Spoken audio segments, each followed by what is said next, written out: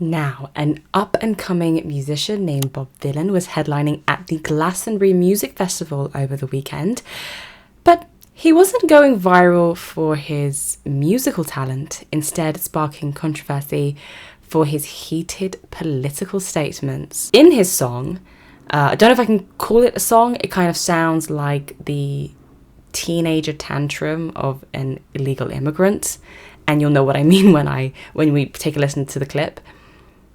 He makes this statement again and again, repeatedly, aggressively. He just goes, "I heard you want your country back. Shut the F up." Heard you want your country back. Ha! Shut the f*** up. Heard you want your country back. You can't have that. Heard you want your country back. Ha! Shut the f*** up. Heard you want your country back. Me too. Heard you just again and again. I was waiting for him to sing because it's a song, but I didn't really hear a musical note. Yeah, just crowds, thousands of people.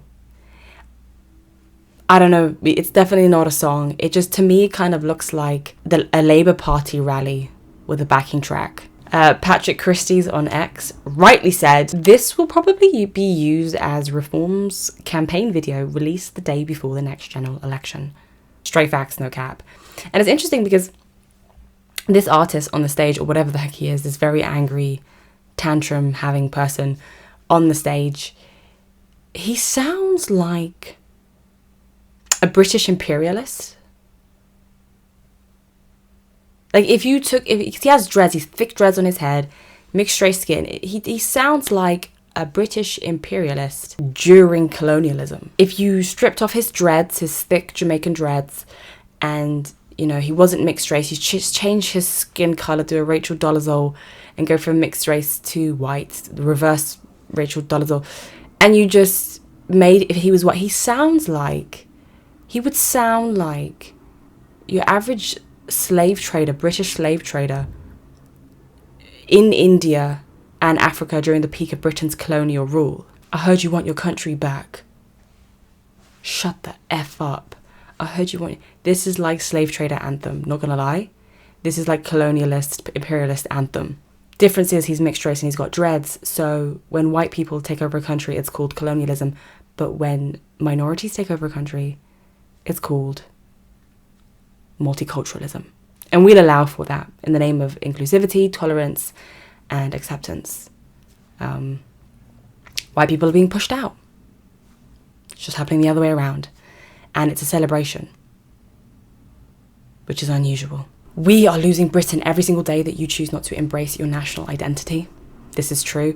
And I don't think that Britishness is a uniquely white experience. I don't think this is strictly reserved for white British people. I'm British myself. Born and raised Southwest London. Brap, brap. And I think it's not that other ethnicities are incompatible with Britishness. It's just that there are minorities who choose to integrate and minorities who choose not to. And the perfect example of somebody who chooses not to is Bob Vylan or whatever his name is. You want your country back, shut the F up. And there are other minorities like Mo Farah who will go on and win gold medals for Britain. One of my biggest inspirations, because he's East African, big forehead, having long distance, right? So he's a success story. Gold medals for Britain. And then on the other end of the spectrum, you have Bob Vylan. Heard you want your country back. Ha! Shut the f*** up. Brilliant. That is when multiculturalism becomes divisive, and it's no longer a harmless and beautiful celebration of different cultures and different backgrounds. Now it's tense. Now tension arises, and now people are saying we want our country back because of people like Bob Vylan. And I'm glad that he came out being so aggressive. He got serious sanctions for this. I think the US cancelled his visa, and tour dates have been suspended because of the words that he said. Yes, you can have freedom of speech, but there will be consequences for your actions. Naturally. What's brilliant is he has no idea that he is rubbing salt in a wound that goes very, very deep for disenfranchised Brits who have felt like they've not been able to have control over their borders for decades. People whose entire livelihoods and lives have been uprooted from London, and they have fled to rural towns and cities just so that they can feel a sense of belonging in their own country. They've left London. I just find this to be such a fascinating concept, that they have just left the capital city. This is serious, and it's a serious concern for British citizens. So when you are rubbing salt in a wound that goes this deep, look what this will manifest in people's voting patterns. It's the reason why Reform UK is surging in the polls. People are even saying that they are the real opposition, and I completely agree with that.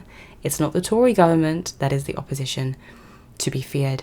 It is Reform UK. This is unprecedented, and this two-party system is experiencing a major shake-up. If you enjoyed part 2 of today's episode, give it a big thumbs up, comment all of your ideas down below, subscribe to the Freethinkercast, and you will have the link in the description for all of the other parts, so you can take a look at that as well.